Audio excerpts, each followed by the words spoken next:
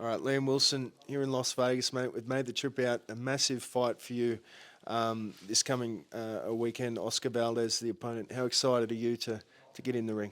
Mate, I'm excited. I'm pumped. I put in a lot of hard work, and I'm just excited to get in there. We're approaching fight week. Oh, we're in fight week now, but we're a few days out, and I put a lot of hard work. My family arrives today, and I'm excited to see the kids, and just sort of start wrapping up with all the final touches and get in the ring. You said off camera you've been here for 5 weeks.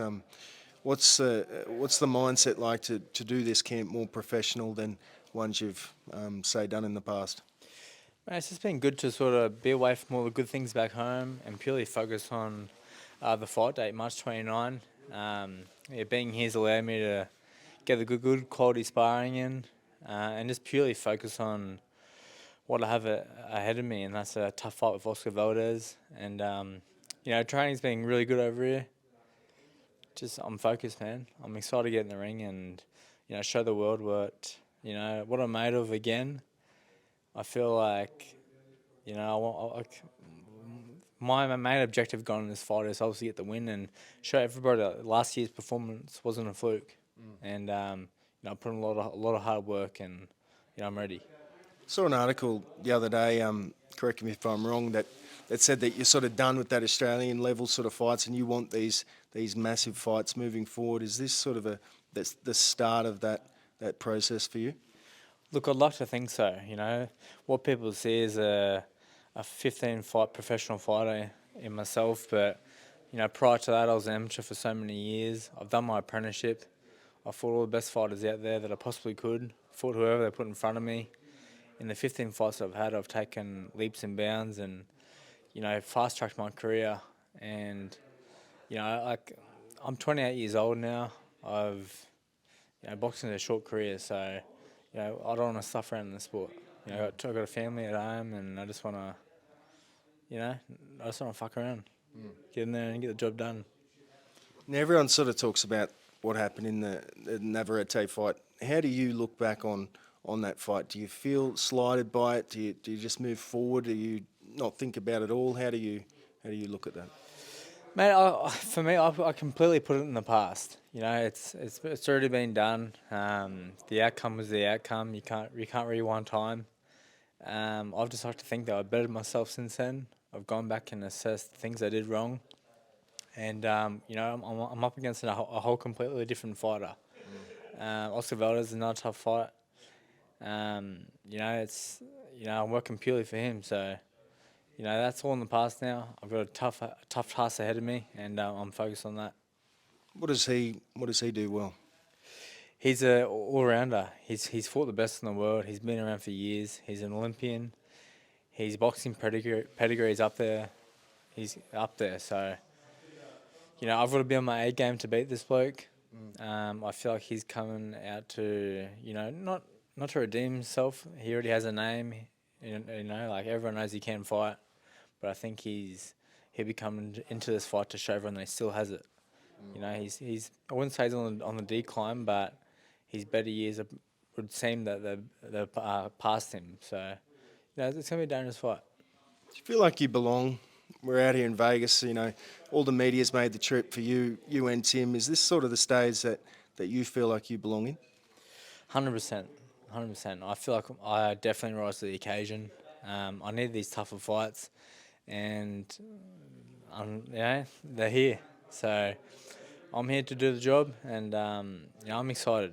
I think throughout my career I've shown that the tougher fights that I've been in, I perform better. Not taking no credit away from any of my past opponents, but I feel like I kind of dropped to their level, or I'm not too sure. But I think it's just the when I have somebody across the ring for me that's instilled fear in me, a bit of threat, it makes me lift, and that's exactly what's going to happen. Obviously, you're fully focused on your fight, but we can't ignore the other big fight that's taking place this weekend. Another Aussie, Tszyu. What did you make of that whole fallout with Keith Thurman and his new challenge in Fundora? Mate, it's completely out of nowhere. No one could have seen that coming. Credit to everybody involved that could get the job done, and get a late replacement. Fundora is a tough opponent to have come in a week's time. I'm excited for that one as well. It's a good weekend of boxing for the Australians, and I hope we come off the win. We've been working both very hard. I've sent him in the gym. He's looking great, and it's gonna be good. It's gonna be really good, mate. I'm excited. If you were Tim, obviously there's talk that Tim should look for the body shots in a tall opponent like Fundora. Do you think that's too obvious, or how would you approach a fight if you were to fight a guy that's 6'6" on 12 days' notice? I think go to the body and come over the top. I think if he's a big, tall, rangy fighter, he's got to be open somewhere. Obviously, his body's going to be there, so it'd be silly not to go there. But I think ultimately, him being that tall, just throw the punches over the top.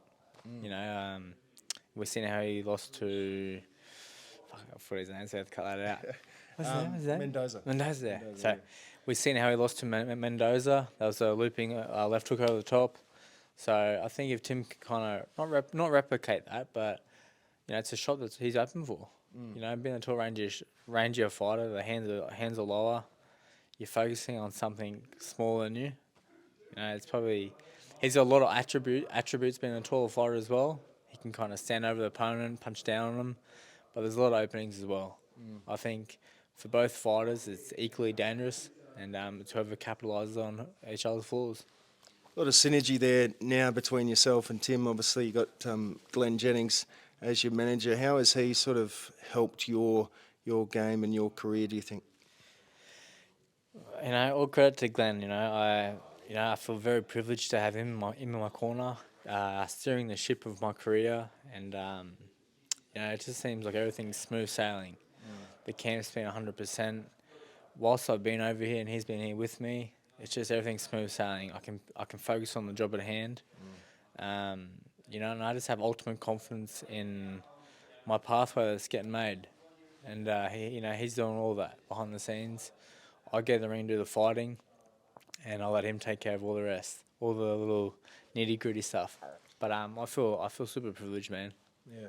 And speaking of nitty gritty, is there word that this could be for a belt, or at least an interim title, or maybe the full title? What's the latest there if you're involved in that at all? Man, I'm not too sure myself. I think I've heard it could be for the interim. I don't see why it wouldn't be.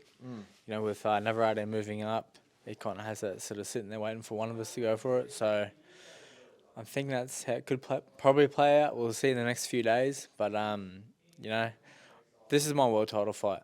I've prepared for 12 rounds since 3 months ago. So I'm ready for it.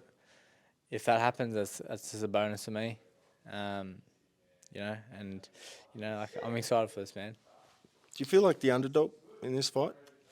To be honest, no, not really. No? I don't know. No, like the odds may seem like that. I mean, the odds would have me as an underdog, and rightfully so. He's a two-time world champion, former. He's done a lot in the sport, but if we compare our last performances against Navarrete, that's what we can go off. Yeah. I know myself, and I believe in myself, and I know what I'm bringing come fight night. I don't care what the whole world thinks. I know what I'm bringing. And I'm coming to fight. I'm coming to win. I'm coming to knock Oscar Valdez out. Beauty. Good luck, man. Thank you.